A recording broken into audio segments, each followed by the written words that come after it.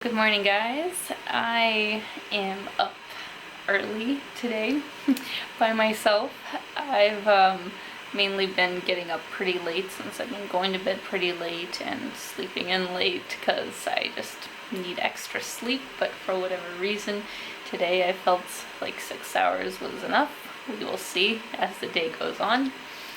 But yeah, I decided to get up and go for a run since I haven't really done that while being here. I used to go running every single day when I'd come here for the summers and stay for a month. I'd go down to Marinsky Park and just run my heart out. So I thought I would go do that, though I have to bundle up since it is cold out. But yeah, I just wanted to show you guys my kitchen, well, where I grew up, I guess you could say, up until about the age of 5. Because the majority of it is honestly the same. So yeah, this is the kitchen. I like all the red color, and over here we have a lovely view, though I actually don't want to show it in case you get creepy people finding out where you live. And then over here is this storage sort of balcony where we have all kinds of preserves and just potatoes and onions and stuff for the winter and stuff, so that's really good. And yeah, I just kind of wanted to whoa, I'm not sitting on the chair properly. I just kind of wanted to sit down with you guys and chat a little bit about Ukraine, so for those interested might get a little better of a picture of what life is like here. I mean, I obviously can't personally attest to anything since I've lived in Canada the majority of my life, but like I said, I go back here every couple of years and I'm very close with my family, and just in general I'm very interested in how other people live in different places, so I have quite a bit of knowledge on the subject. But basically how my family lives here in Ukraine is how you would consider an average middle class family to live, which is usually a whole bunch of generations under one roof. So here in my apartment, it's my grandma, my uncle, his wife, and 3 kids. And this is a 3-bedroom apartment. So obviously, in a sense, it can get quite cramped if you're talking about, the spacious sort of houses that your average middle class family can have in North America, let's say, but obviously not as cramped as other places. It's obviously still a very, blessed place in the sense of, you have a roof over your head, there's food on the table, all those kinds of things. But I mean, if you're comparing it to, let's say, North America, obviously most people would be very uncomfortable in these sorts of circumstances. The average good wage right now in Ukraine is about $500 a month, 500 US dollars, I guess you could say. So yeah, of course, if you're living in North America, good luck, surviving on your own for $500 a month. I would say that probably actually the majority of people who are just really trying to get by are probably making about $300 or less. So especially living in a city, Kiev, it's very difficult to, have your own apartment and pay all the bills and have groceries and all those kinds of things for $300 or less. So of course you have to live with your family. It's very rare that any elderly people are able to just afford to live by themselves, especially if if it's just one grandpa and one grandma not living together, not having 2 pensions, which, by the way, the pensions, I think, I'm not sure exactly, but I think I remember my grandma saying that it's about $70 or something, which is ridiculous. How is a person supposed to survive on that if they don't have any help from their family? So yeah, in that sense, I think a very large problem that Ukraine has and has to deal with is their seniors population just being on the streets. There's not many things that will make me more sad than seeing a elderly person with so many health problems, as you can see, and not having enough to eat, not having a roof over their head. There's not many things that will make me more sad than seeing that. And it's just something that I have never seen to be as much of a problem as it is like here in comparison to the rest of the population. Like, of course, there's countries where, everyone's living in poverty, everybody has, problems. But here in Ukraine, I would say that the majority of the homeless population is elderly people, which is crazy. Because, yeah, there's no like seniors' homes, there's no programs to really, take care of them whatsoever. The pensions are so minimal, and, ones that might not have their documents or, aren't, able to get it in whatever, because of whatever state they're in, they're not getting anything. They're just on the streets. So that makes me incredibly sad. As far as the younger generation and, getting a job in Ukraine, I don't have an extensive knowledge of that, but I mean, as far as I've been told, it's very important that you go to university. Very few places, unless you have, well-to-do family or have some kind of connections or have a lot of money or whatever, it's very difficult to, get yourself to some sort of high position. Even honestly, if you actually go to school and, get all the right credentials, usually actually money and status all kind of comes into play, you know, politics, so to say, in between companies and all that kind of stuff to get a really, really high up position.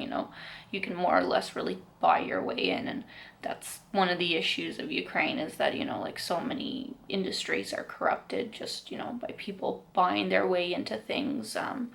And people who actually, might deserve those positions and might be better at those positions, but because they come from, lower ranks or don't have the money to go to, the best schools, and there's not really a large sort of, sponsorship or like grant program, or I don't even think they really have like the concept of like student loans as we do in North America. So it's very difficult to kind of like work your way up here to live the American dream, so to say, if that even exists.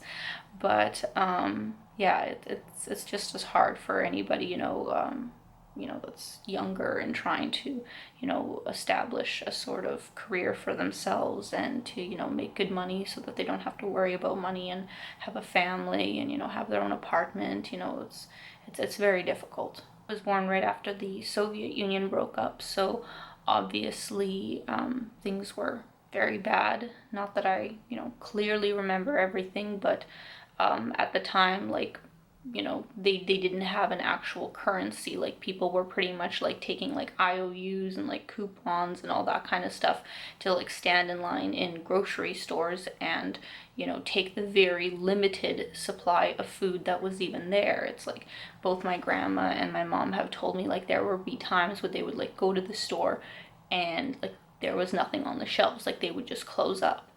And to come from, Canada, where, people have fucking food fights because there's so much food and, there's so much food waste. And we've never seen a grocery store completely empty, or you can even really fathom the idea of, what would it be like if there was just like no food?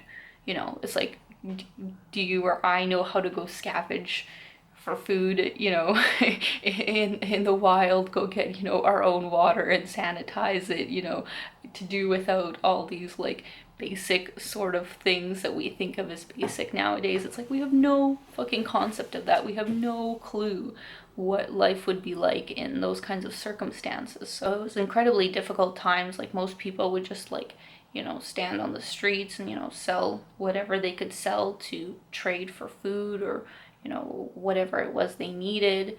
And yeah, it kind of didn't start to stabilize until, I would say, I guess maybe like 5-6 years later. But at the same time, it's not like things got so substantially better. It's just, political powers came to be and like a currency was established and, Ukraine became an independent nation. But if you know any of the sort of political situations going on here, like it's not a whole lot better. And I mean, especially with the, Maidan revolution that happened, 3 years ago now. Like, it's crazy. Like, the currency used to be about like $1 to 8 hryvnias, which is their currency here, and now it's 1.20 for Canadian anyway. and 1 to 26 for American.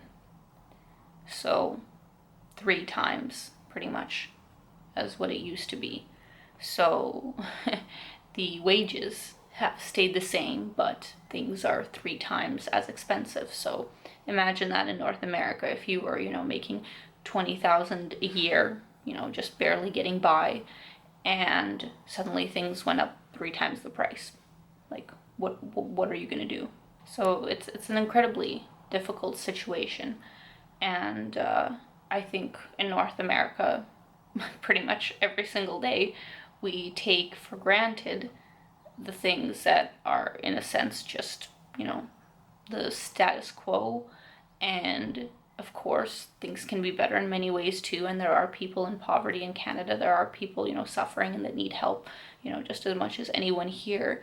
But at the same time, I think we need to realize that, Canada, we have so many incredible, social programs to help people in need, to help you on tough times. There's many different outlets available, to reach out to kind of help you get back on your feet, no matter what kind of happens. So I think we really take those kinds of things for granted, as well as just, a steady sort of political situation that's not completely corrupted.